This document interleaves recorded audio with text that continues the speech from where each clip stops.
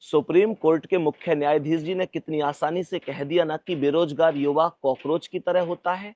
साहब मैं आपको एक बात बता दूं, आपकी नजर में ये बेशक कॉकरोच हो सकते हैं, कीड़े मकोड़े भी हो सकते हैं, लेकिन मेरी नजर में ये वो युवा शक्ति है जो पूरा का पूरा सिस्टम बदलने की ताकत रखती है।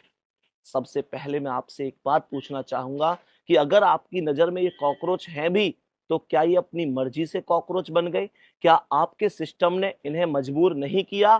क्या आपके सिस्टम ने कोई भी वैकेंसी समय पर निकाल के दे दी? और अगर वैकेंसी निकल भी गई, तो क्या आज तक कोई भी पेपर समय पर हो पाए? और पेपर अगर समय पर हो भी पाए, तो आप मुझे बता दो ऐसा कौन सा विभाग है जहां पर धांधली नहीं हुई, जहां पर पढ़ने वाले बच्चे के सपनों को तोड़ा नहीं गया, उसके विश्वास को रौंदा नहीं गया, उसके माता पिता ने उसे इतनी मुश्किल से कठिन परिश्रम करके पढ़ाया, लेकिन परिणाम में क्या मिला? उसका सेंटर 700 किलोमीटर दूर भेज दिया गया। सेंटर पर जाकर पता चला कि पेपर पहले ही आउट हो गया है। अब साहब एक बात बताता हूं कि जब एक बच्चा फॉर्म भरता है ना, तो वो केवल एक बच्चा फॉर्म नहीं भरता, उसके घर के सपने, घर की परिस्थितियां, माता पिता की उम्मीद, सब लोग फॉर्म भरते हैं। लेकिन बदले में उसे क्या मिलता है? कितनी आसानी से कह देते हैं ना कि अगर बच्चा होशियार होगा तो पेपर दोबारा दे लेगा।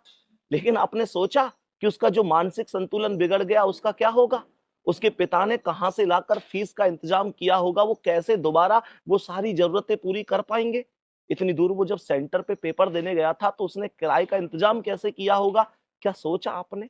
एक बार इन बच्चों को, इन युवाओं को, इन बेरोजगारों को कॉकरोच बोलने से पहले काश आप अपने सिस्टम को भी संभाल पाते। और साहब यही चीज है कि आज आप देखो, थोड़ा सा देखो कि 10 मिलियन से ज्यादा इस संगठन में लोग जुड़ चुके हैं। साहब इससे तो आप समझ ही सकते हैं कि संघर्षों के साए में तूफान हमारा पलता है। जिस ओर जवानी चलती है उस ओर जमाना चलता है, उस ओर जमाना चलता है।